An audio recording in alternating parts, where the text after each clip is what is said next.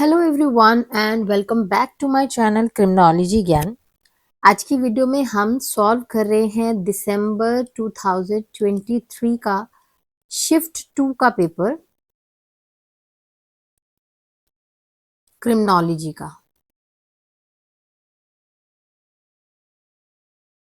यहाँ पे हम क्वेश्चन नंबर 51 से स्टार्ट कर रहे हैं क्योंकि फर्स्ट 50 क्वेश्चन हमारे पेपर 1 के अंदर आते हैं और तो क्रिमिनोलॉजी का जो पेपर जहाँ से स्टार्ट है वो क्वेश्चन नंबर 51 से स्टार्ट है।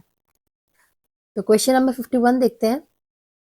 Which among the following is not the statistical measure to test the hypothesis in quantitative analysis?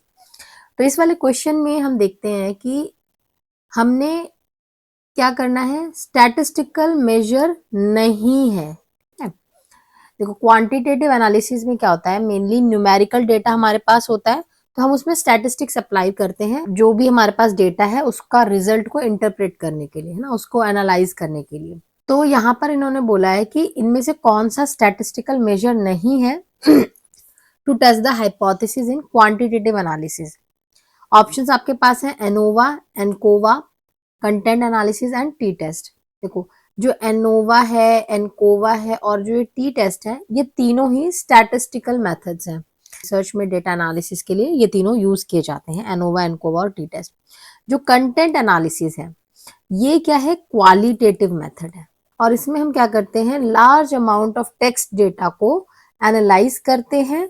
और किस लिए एनालाइज करते हैं, to identify themes and patterns. जो भी हमारे पास क्वालिटेटिव डेटा आएगा उसमें हमें थीम्स और पैटर्न्स को आइडेंटिफाई करने के लिए हम करते हैं कंटेंट एनालिसिस।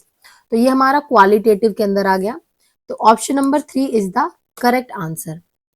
इसको हिंदी में भी एक बार देख लेते हैं। मात्रात्मक विश्लेषण में परिकल्पना परीक्षण का सांख्यिकी माप नहीं है। एनोवा, एनकोवा, अंतर्वस्तु विश्लेषण या टी परीक्षण। तो आपका आंसर जो है वो है अंतर्वस्तु विश्लेषण। नेक्स्ट क्वेश्चन है question number 52। Which one of the following is not a random sampling design. इनमें से कौन सा रैंडम सैम्पलिंग डिजाइन नहीं है। रैंडम सैम्पलिंग मतलब जिसमें प्रोबेबिलिटी सैम्पलिंग की बात कर रहे हैं हम।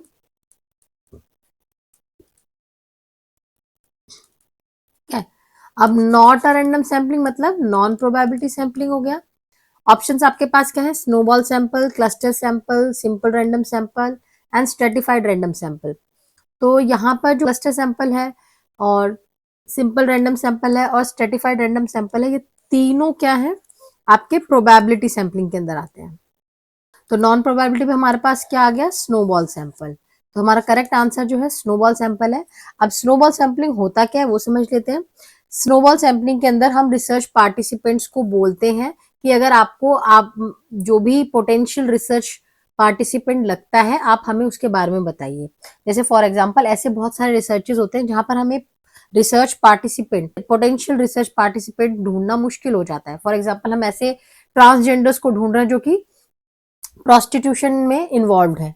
तो ऐसे जो एक्टिविटीज है लोग खुले में बताना पसंद नहीं करते। तो बाय चांस हमें एक किसी ऑर्गेनाइजेशन के थ्रू किसी एक ऐसे पोटेंशियल रिसर्च पार्टिसिपेंट के बारे में पता चला, फिर हम उस पर्सन को कहते हैं कि अगर आपको कोई और पता है ऐसे रिसर्च पार्टिसिपेंट्स तो आप हमें बताइए। ठीक है, तो जहां पर हम एक रिसर्च पार्टिसिपेंट से दूसरे पोटेंशियल रिसर्च पार्टिसिपेंट्स के बारे में पूछते हैं, दैट इज स्नोबॉल सैंपलिंग, और ये आ जाता है हमारा नॉन प्रोबेबिलिटी सैंपलिंग के अंदर। ठीक है, तो करेक्ट ऑप्शन है स्नोबॉल सैंपल। इसको हिंदी में भी एक बार देख लेते हैं। निम्नलिखित में से कौन सा यादृच्छिक प्रतिदर्श अभिकल्प नहीं है, और इसका आंसर हो जाएगा स्नोबॉल प्रतिदर्श। Next question, question number 53। Which among the following is not the qualitative research method. इनमें से कौन सा क्वालिटेटिव रिसर्च मेथड में नहीं आता है। ऑप्शंस आपके पास क्या है, content analysis, experimental design, discourse analysis and case study. देखो अभी कंटेंट एनालिसिस तो अभी हमने फर्स्ट क्वेश्चन में ही इस बारे में डिस्कस किया है, तो ये तो क्वालिटेटिव रिसर्च है। एक्सपेरिमेंटल डिजाइन ये जो है ये नहीं है। ठीक है, डिस्कोर्स एनालिसिस भी होता है और केस स्टडी भी होता है। तो करेक्ट ऑप्शन हमारा आ जाएगा option number second, that is experimental design. Qualitative research method के अंदर हमारे पास जो मेनली आते हैं वो है content analysis, thematic analysis, narrative analysis, grounded theory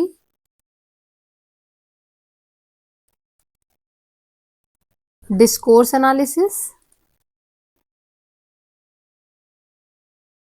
फिर आ जाता है आपका case study, historical research,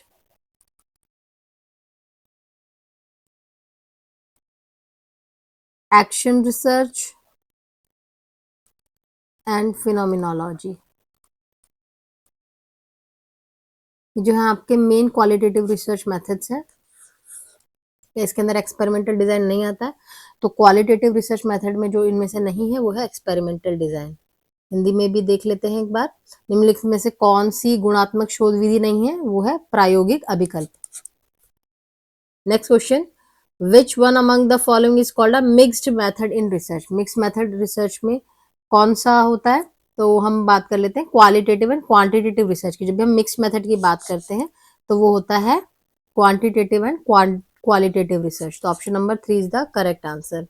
Hindi में देख लेंगे, निम्नलिखित में से किसे शोध में मिश्रित विधि कहा जाता है? मिश्रित मतलब मिक्स, है ना? तो गुणात्मक और मात्रात्मक शोध जो है इसका करेक्ट आंसर हो जाएगा।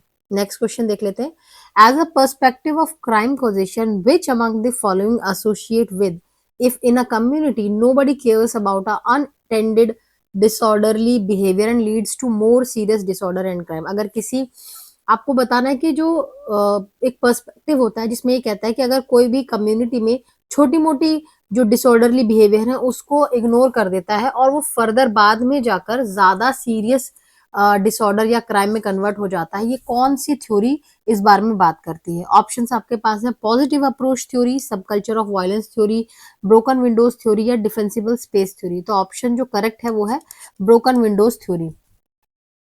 ब्रोकन विंडोज थ्योरी के अंदर हमें पता है कि ब्रोकन विंडोज थ्योरी यही बात कहता है कि अगर आपने छोटी मोटी चीजों को इग्नोर कर दिया, छोटी मोटी डिसऑर्डरली बिहेवियर को इग्नोर कर दिया, तो फर्दर आगे जाकर कोई बड़ा सीरियस क्राइम या डिसऑर्डर बन सकता है। हिंदी में देख लेंगे इसे। यदि किसी समुदाय में कोई भी व्यक्ति अवांछित और अव्यवस्थित व्यवहार की परवाह नहीं करता है और इसके परिणाम स्वरूप और अधिक गंभीर अव्यवस्था और अपराध उत्पन्न होता है, तो अपराध कारित किए जाने के संदर्भ में निम्नलिखित में से कौन सा सिद्धांत सहचर्चित है?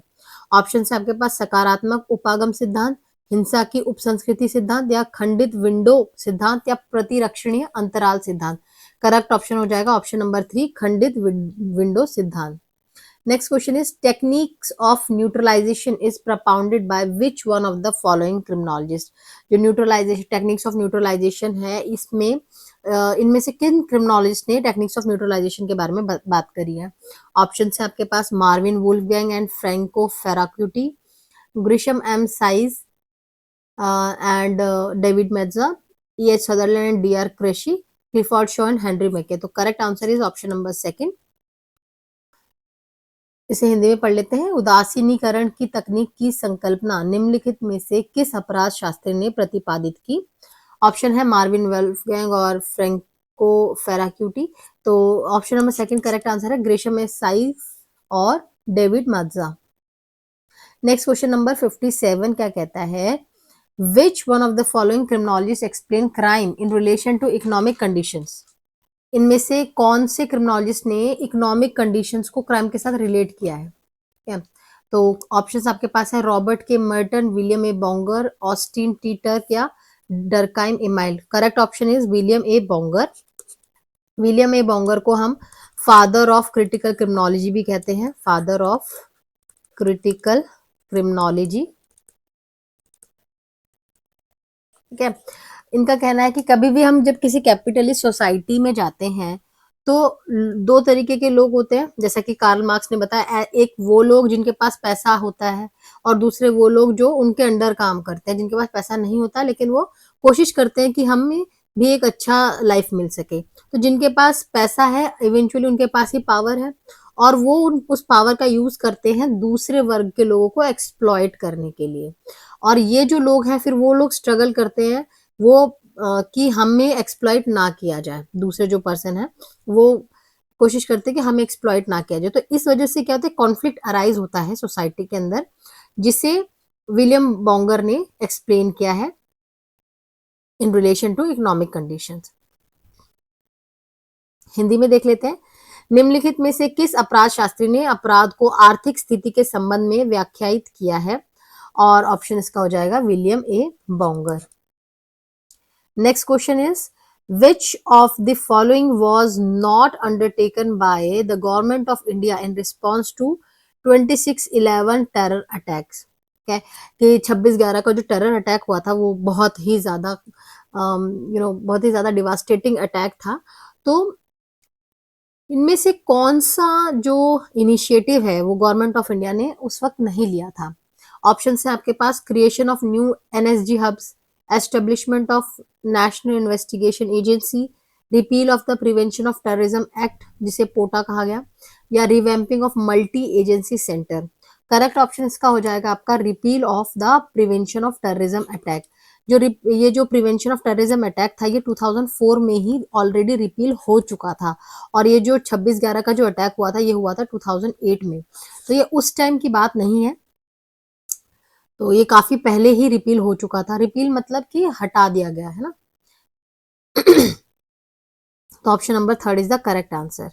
हिंदी में देख लेंगे। 26/11 के आतंकी हमले के प्रत्युत्तर में भारत सरकार द्वारा निम्नांकित में से कौन सा कार्य नहीं किया गया था? नए राष्ट्रीय सुरक्षा गार्ड केंद्र की स्थापना, राष्ट्रीय अन्वेषण एजेंसी की स्थापना, आतंक निरोधी अधिनियम या पोटा का निरीक्षण, या बहु एजेंसी केंद्र मल्टी एजेंसी सेंटर को पुनः चालू करना। इसमें जो बाकी सारी चीजें जो है वो हम कर रहे हैं एंटी टेरर मतलब जो टेरर अटैक्स है उससे बचने के लिए किया जाता है। और ये जो मल्टी एजेंसी सेंटर है ये किस लिए था कि जो वेरियस इंटेलिजेंस एजेंसीज हैं उनके बीच में जो कोऑर्डिनेशन है उसको इम्प्रूव करने के लिए मल्टी एजेंसी सेंटर बनाए गए थे। ठीक है, तो ये सारे ये हमने 26/11 के बाद किए हैं, लेकिन जो पोटा एक्ट का जो रिपील है वो हमने 2004 में ऑलरेडी कर चुके थे।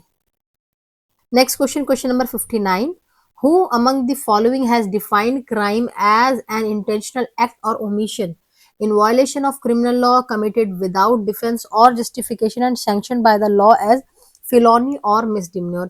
इनमें से किस पर्सन ने क्राइम को ऐसे डिफाइन किया था कि ऐसा कोई भी एक्ट जो इंटेंशनली किया गया है, एक्ट या फिर ओमिशन, ठीक है, क्रिमिनल लॉ के वायलेशन में किया गया है, कमिटेड विदाउट डिफेंस और जस्टिफिकेशन, और उसे लॉ में एज अ फिलोनी या मिसडिमिनियर मेंशन किया गया है, ठीक है, तो वो क्राइम कहलाया जाएगा। ऑप्शंस क्या है आपके पास? थॉर्स्टन सेलिन, पॉल टपन, या एडविन सदरलैंड, या Marvin E Wolfgang. Correct option is Tappan, Paul Tappan. Hindi में देख लेते हैं इस बार। निम्नांकित में से किन्होंने अपराध की परिभाषा देते हुए कहा कि यह आपराधिक विधि के उल्लंघन में जानबूझकर किया गया कृत्य या चूक है जो बिना किसी प्रतिरक्षा या औचित्य के कारित किया जाता है और विधि द्वारा इसे घोर अपराध या दुराचरण के रूप में स्वीकृति दी जाती है। ऑप्शन आ जाएगा option number 2 Paul W टपन। Question number 60 is, who among the following printed out that white collar crime was more dangerous to society than ordinary crime? Firstly, because the financial losses were higher, and secondly, because of the damage inflicted on public moral. ठीक है, इनमें से किन्होंने ये बताया था कि white collar crime जो है ज्यादा डेंजरस है सोसाइटी के लिए ऑर्डिनरी क्राइम्स के कंपैरिजन में, क्योंकि एक तो यहाँ पर फाइनेंशियल लॉस काफी ज्यादा होता है, दूसरा जो पब्लिक मोरल है वो भी काफी हद तक डैमेज होता है। तो एक चीज आप ध्यान रखेंगे, जहां कहीं भी व्हाइट कॉलर क्राइम के बारे में बात आती है तो आंख बंद करके मोस्टली में आंसर जो है एडविन एच सदरलैंड ही आता है। ठीक है, तो इसमें भी करेक्ट ऑप्शन जो है वो है एडविन एच सदरलैंड। हिंदी में देख लेंगे। निम्नांकित में से किसने कहा था कि सफेद पोश अपराध साधारण आपराधिक कृत्य की तुलना में अधिक खतरनाक है? इसका पहला कारण यह है कि इससे होने वाली वित्तीय हानि बहुत अधिक है, और दूसरा कारण यह है कि इससे आम जनता का विवेक जन्य मनोबल आहत होता है। Option number 4 is the correct answer. Next question is question number 61. Offense which manifest evidence of prejudice based on race, religion, ethnicity, disability और sexual orientation.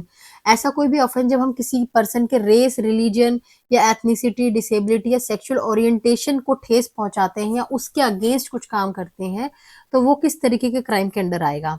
ऑप्शन है आपके पास predatory crime, violent crime, hate crime या organised crime. Correct option is option number 3 is hate crime.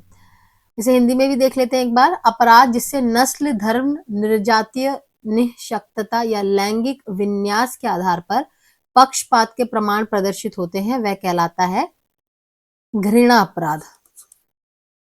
Next question, question number 62, labelling theory has its foundation in the works of which of the following criminologist.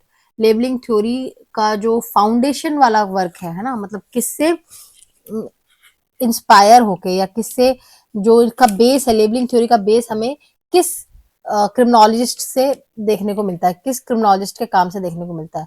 Option है आपके पास Marvin Wolfgang and Franco Ferracuti, George Herbert Mead and Charles Horton Cooley, Clifford Shaw and Henry McKay, Michael Gottfredson and Travis Hirschi. Correct answer है आपका option number 2, George Herbert Mead and Charles Horton Cooley. यहाँ पर हम बात करते हैं symbolic interactionism की। इन लोगों ने जो कॉन्सेप्ट दिया था वो था सिंबॉलिक इंटरैक्शनिज्म का।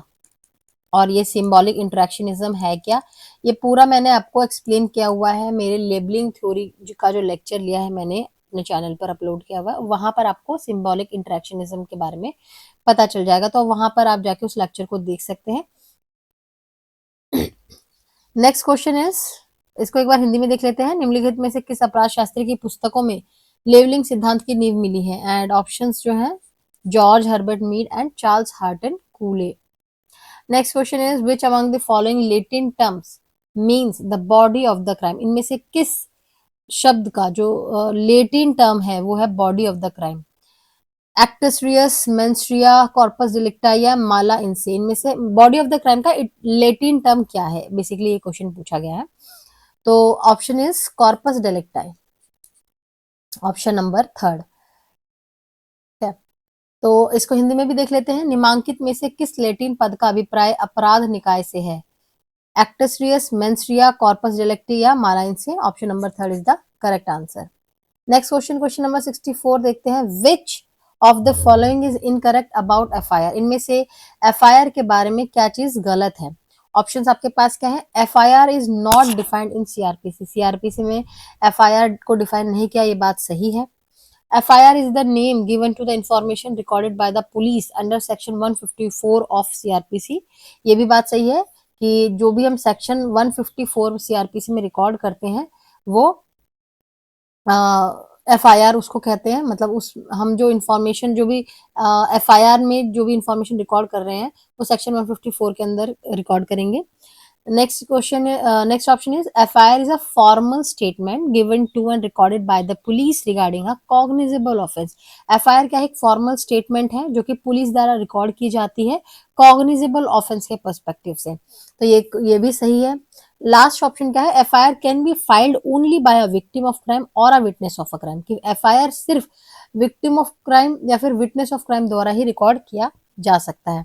तो ये गलत है, तो ये ही हमारा सही आंसर है, क्योंकि एफआईआर जो है वो कोई भी फाइल कर सकता है। हिंदी में देख लेते हैं। प्राथमिकी एफआईआर के बारे में क्या गलत है? वो ऑप्शन नंबर 4, प्राथमिकी केवल अपराध के पीड़ित या अपराध के साक्षी द्वारा ही दायर की जा सकती है। नेक्स्ट क्वेश्चन, क्वेश्चन नंबर 65 देखते हैं। विच among the following is not a cognizable offence. इनमें से कौन से कॉग्निजेबल ऑफेंस नहीं है? देखो, कॉग्निजेबल ऑफेंस कोई है या नहीं है वो हमें कहाँ पता चलता है? शेड्यूल 1 में कॉग्निजेबल और नॉन कॉग्निजेबल ऑफेंसेस के बारे में बताया हुआ है, कंपाउंडेबल नॉन कंपाउंडेबल ऑफेंसेस के बारे में बताया हुआ है। तो इनमें से जो करेक्ट आंसर है वो है ऑप्शन नंबर 1, चीटिंग। चीटिंग जो है वो आपका कॉग्निजेबल ऑफेंस नहीं है।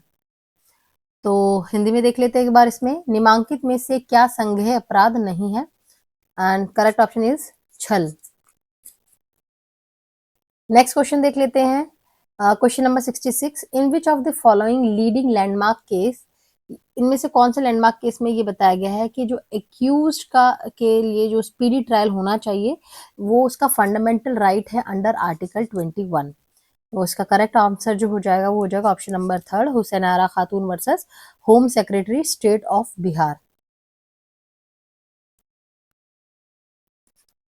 नेक्स्ट क्वेश्चन देख लेते हैं। Question number 67, among the following experts which person visited India after independence to study and improve the Indian prison system. इनमें से किस व्यक्ति को एज एन एक्सपर्ट बुलाया गया था इंडियन प्रिजन सिस्टम को इम्प्रूव करने के लिए आफ्टर इंडिपेंडेंस? ऑप्शंस क्या है आपके पास? Doctor E H Sutherland, doctor Reckless, doctor GB Vold या doctor Donald Taft? Option number second is the correct answer, doctor WC reckless.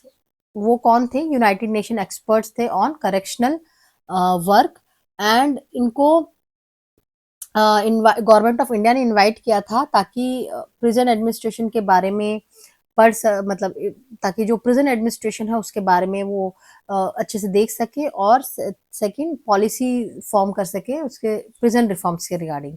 तो correct option is option number second, doctor WC reckless. Hindi में देख लेते हैं इसको। निम्नलिखित विशेषज्ञों में से वह व्यक्ति कौन है जो भारतीय कारागार व्यवस्था के अध्ययन एवं सुधार के लिए स्वतंत्रता प्राप्ति के पश्चात भारत आया? और इसका ऑप्शन है second. Next question, question number 68, what is the lowest cadre of judicial officer who can release an offender or probation? Probation पर अगर किसी भी ऑफेंडर को छोड़ना है तो लोएस्ट कार्डर जुडिशियल ऑफिसर का कौन सा होगा? ऑप्शन आपके पास क्या है? हाई कोर्ट जजेस, all types of magistrate, supreme court जज या डिस्ट्रिक्ट जज। तो ऑप्शन जो हो जाएगा आपका option number 4, that is district जज। हिंदी में देख लेते हैं इसे। परिविशाधीन अपराधी को रिहा करने वाला न्यूनतम स्तर का न्यायिक अधिकारी सर्वंग निम्नलिखित में से कौन सा है? और ऑप्शन क्या हो जाएगा आपका? जिला न्यायाधीश। नेक्स्ट क्वेश्चन देख लेते हैं, question number 69, revocation of punishment is related to. जब हम रिवोकेशन की बात करते हैं तो यहाँ पे क्या होता है कि टेकिंग बैक ऑफ इसका मतलब हो जाता है।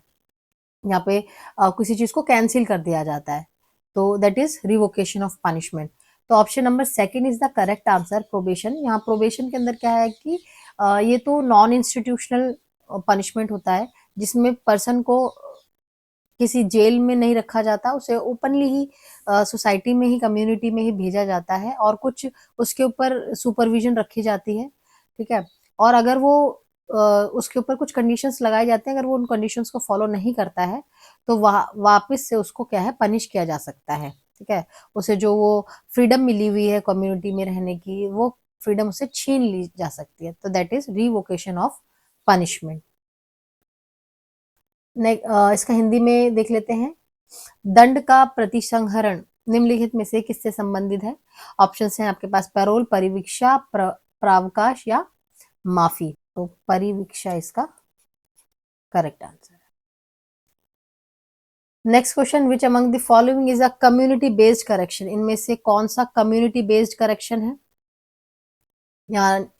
यानी कि यहाँ पर इस पर्सन को किसी इंस्टीट्यूशन में नहीं डाला गया, किसी जेल में नहीं डाला गया, तो इसके जो ऑप्शंस देखो क्या है, रिग्रेस इम्प्रिजनमेंट है, कैपिटल पनिशमेंट है, सिंपल इम्प्रिजनमेंट है या एडमोनिशन है। तो एडमोनिशन क्या होता है? आपका चेतावनी देना। यहाँ पर हमने क्या करा, उस पर्सन को पनिश नहीं किया, सिर्फ वार्निंग देके छोड़ दिया, that is community based correction. इसका हम देख लेते हैं हिंदी वाला पार्ट भी देख लेते हैं कि समुदाय आधारित सुधार निम्नलिखित में से कौन सा है? सश्रम कारावास, मृत्युदंड या साधारण कारावास या चेतावनी? तो करेक्ट ऑप्शन जो हो जाएगा वो आ जाएगा ऑप्शन नंबर 4, चेतावनी। So that's it for today's lecture. I hope आपको ये वीडियो समझ में आया होगा और ये काफी हेल्पफुल रहा होगा आपके दिसंबर 2024 के एग्जाम अगर आप अटेम्प्ट कर रहे हैं तो उसके लिए ये प्रीवियस ईयर क्वेश्चन इंपॉर्टेंट रहा होगा। और साथ के साथ जो मेरी एक्सप्लेनेशंस हैं हर एक क्वेश्चंस को लेकर, तो वो भी काफी आपके लिए हेल्पफुल रहा होगा। अगर आपको कोई डाउट है इससे रिलेटेड तो आप मुझसे नीचे कमेंट सेक्शन में पूछ सकते हैं। और इसका अगर आपको पीडीएफ चाहिए तो वो पीडीएफ मैं आपको शेयर कर दूंगी once I complete all the questions of this PDF. तो वो पीडीएफ जो है फिर मैं आपको शेयर कर दूंगी टेलीग्राम ग्रुप में। टेलीग्राम ग्रुप से जुड़ने के लिए आप नीचे डिस्क्रिप्शन बॉक्स में लिंक पे क्लिक कर सकते हैं, वहां से आपको लिंक मिल जाएगा, वहां से आप मेरे टेलीग्राम चैनल से जुड़ सकते हैं।